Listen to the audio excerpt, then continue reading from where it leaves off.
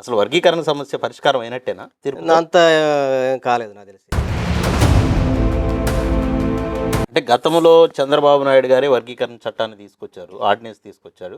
ఆయనే ఇప్పుడు ముఖ్యమంత్రిగా ఉన్నాడు కాబట్టి ఖచ్చితంగా మాకు అమలు జరుగుతుందని కృష్ణమాదిగ గారు సుప్రీంకోర్టు ముందే ధీమాన్ని వ్యక్తం చేశారు. అంటే ఇల్లు రకంగానే పండగ కాదు.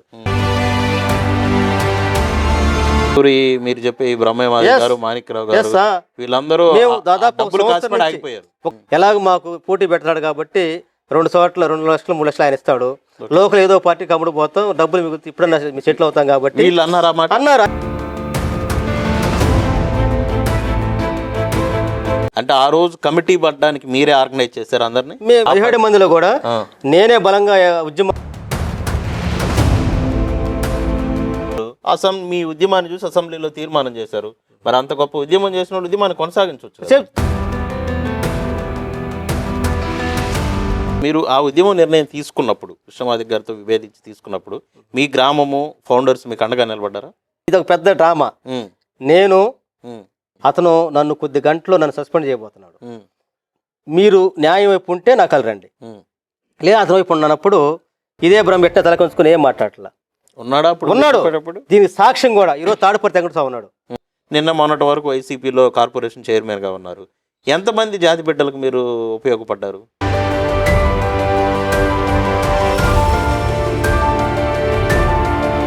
కార్పొరేషన్ ద్వారా మేమేమి చేయలేదంటే అసలు మేము చేయలేం కాదండి. అసలు మేమంటే మేము ఇంట్లో తెచ్చి పెడతామా? 3 కోట్లు డబ్బులు పంచి ఎంక్వైరీ వేసుకోండి పల్లెలో. ఇది 3 కోట్లు రికార్డ్ అవుతుంది.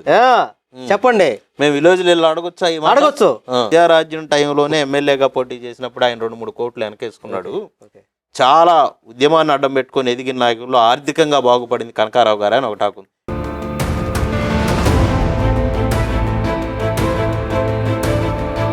సుప్రీంకోర్టు తీర్పును అందరూ స్వాగతిస్తున్నారు కదా, చక్కగా సంతోషంగా ఉన్నారు కదా. మరి ప్రతిపక్ష నేత 5 సంవత్సరాలు ముఖ్యమంత్రిగా చేసిన ఆయన ఆ తీర్పు మీద స్పందించలేదు.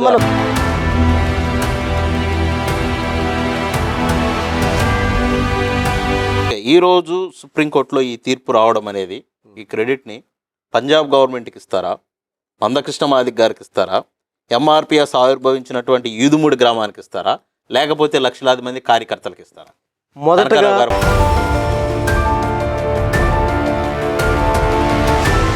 కృష్ణాకి సుప్రీంకోర్టు మన జడ్జిమెంట్ చెప్పండి. ఇది పంజాబ్ కోర్టు ఇచ్చింది.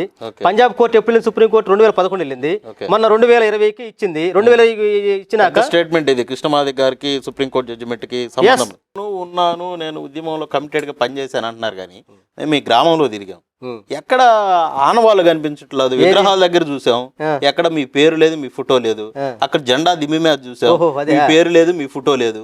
ఆడ స్తూపం మీద చూస్తే ఆ 20 మందిలో అదేదో అంటారు కదా, శతకోటి ఏదో ఒక పేరు ఉంది, ఎక్కడ అది లేదు కదా.